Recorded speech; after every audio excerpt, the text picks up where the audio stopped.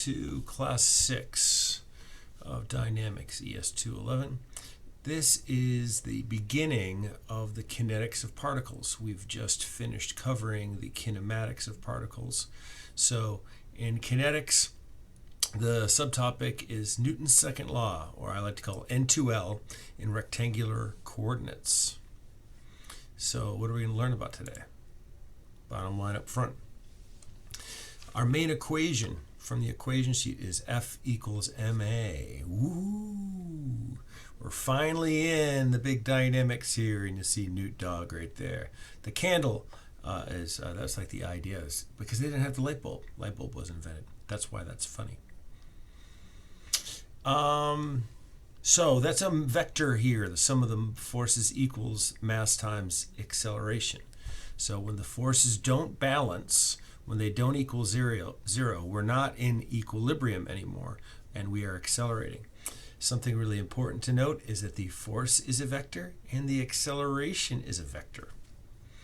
And they're proportional to each other by way of mass, right? So force causes acceleration.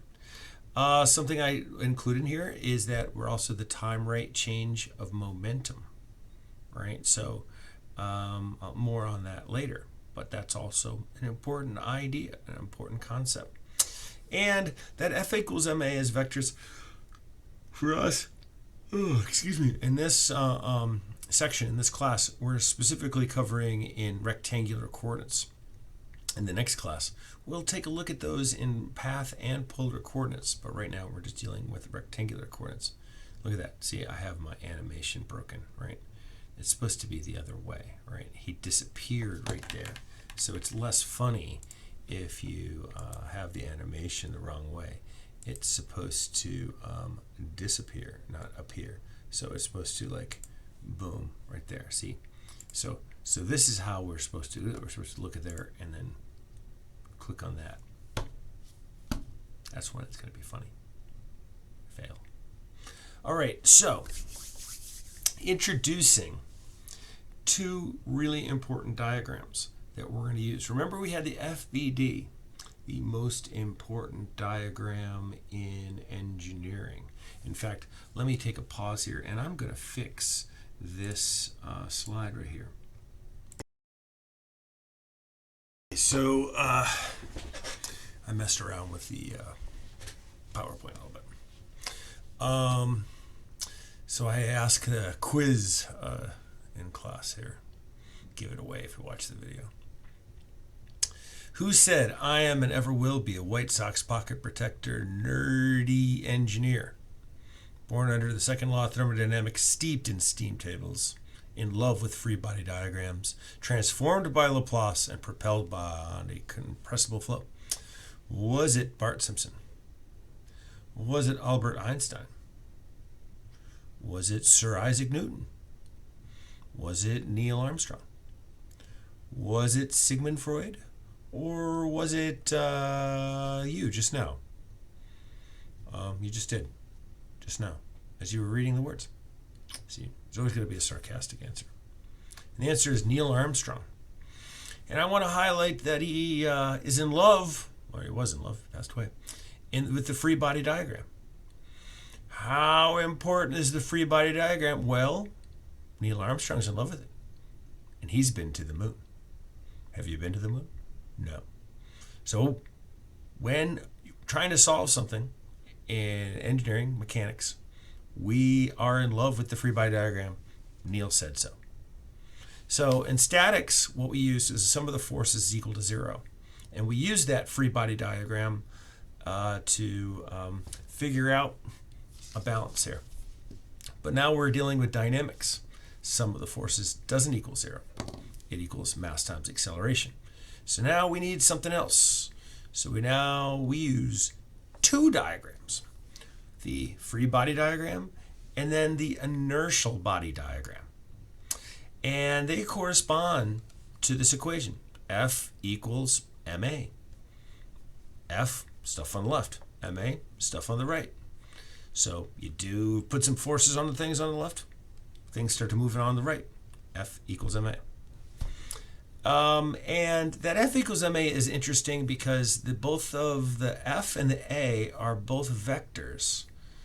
And the only thing you're doing to A is you're multiplying it by the scalar mass.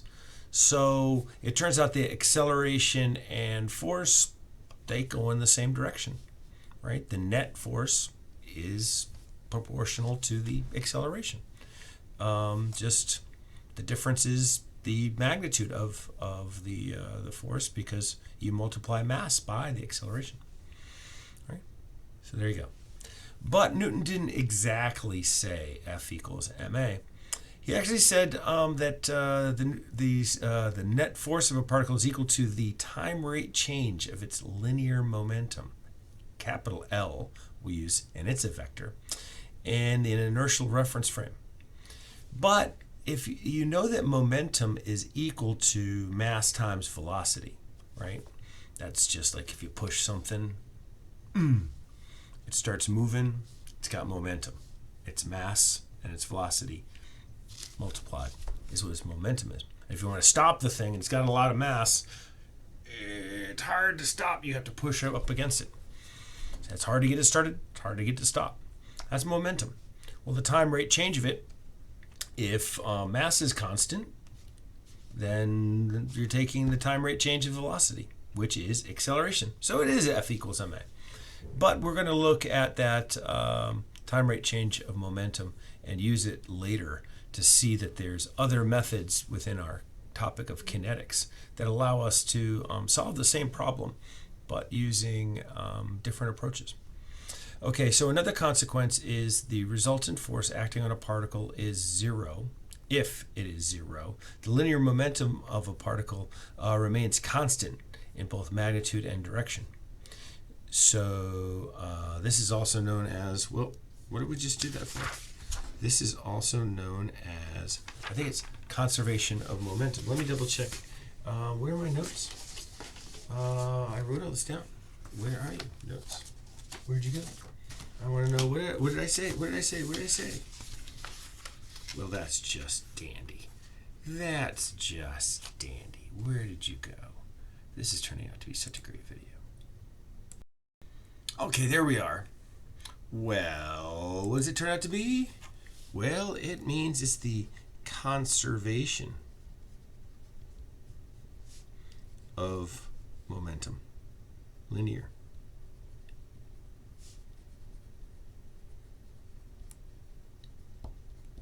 Yay! Which means when there's nothing going on here, we have L1 is equal to L2 at one state to another. But we'll continue that later. Now, we want to have a system of units. In our system of units, unfortunately, we have to deal with a little annoyance for these legacy units in customary units, U.S. customary units. In SI, things make a lot more sense because for a force is in newtons and a mass is in kilograms. So if we ever see a newton is defined as a kilogram meter per second squared, right? So anytime you see the collection of kilograms and meters and divided by second squared, you know that, boom, you just turn that into a newton. Just replace it with a newton. And so weight on, a lot of times we go to the grocery store, maybe if you go to a grocery store in Europe, probably Canada, they measure your amount of potato salad in kilograms or grams, whatever. But weight really should be measured in newtons because kilograms is a mass and we're feeling gravity acting on there. So if you had something that's a kilogram and you want to know how much force it's exerting down, you multiply it by the acceleration of gravity, 9.81. Now, U.S. customary units, unfortunately, we're very used to using pounds and even thinking in terms of the weight in terms of pounds. But that we can't use that for mass. That is already the acceleration of gravity is already applied to it. When it hits the scale. So what we need is a units of mass, and what's been chosen is the slug. And they name it that not because of, as you see here, there's a slug and wormies meeting the slug. The slug is like sluggish. It's a mass right? So all you do is you take the weight that we measure with a scale on standard gravitational, level, sea level, I guess, and you divide it by 32.2, and that turns it to a slug. So if you need a force that's of some other kind, you have to look and see that you take that slug and you multiply it by feet per second squared. And so anytime you see that collection of slug and feet per second squared, that turns into a pound, right? So anytime you need a pound, and maybe you need to figure something out with the old mass and acceleration, you just take that pound and just replace it with a slug foot per second squared. And so when you see something when you want to find the weight of if you know the mass of something and you want to find the weight, you just multiply it by gravity. Okay.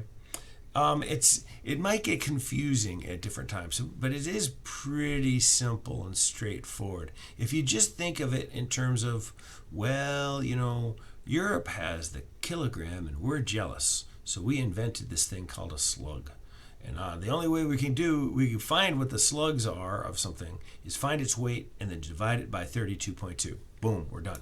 And we can use the first slug for things. All right. And of course, that animation is not working correctly. It's backwards. And I'm going to fix that right now. So that right there does not need to appear. It needs to disappear. That's how that works right there. Boom. Okay. So we have something we call the equations of motion. I like to think of that as like this. The equations of motion. These are rules by which the world is governed, and we try to find the secret way that things are happening in the world, and we refer to them as the equations of motion, and we make it this big grand thing. The secrets to the universe are hidden within the equations of motion. And you'll see in other classes that we will refer to the equation of motion in this kind of very reverent way. When we go to try to figure out the nature of a problem, the equations of motion do that for us. And so we take that FBD and the IBD, and it has all these different features we want to make sure that we have there. First off, we declare this in FBD and IBD. Then we draw the base body of the thing on both sides. We declare an axis, so we say this is what X and Y is. We apply the external forces, including the weight. The weight is a force. It's an external force. These are all the forces acting on the body. Same rules in the FBD on this side right here. All the externals with the big capital letters ON. So we always think of that as on the body. We also put support forces in there.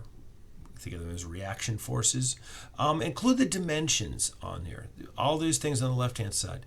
And then the right-hand side, we will apply inertial term, which we just call MA.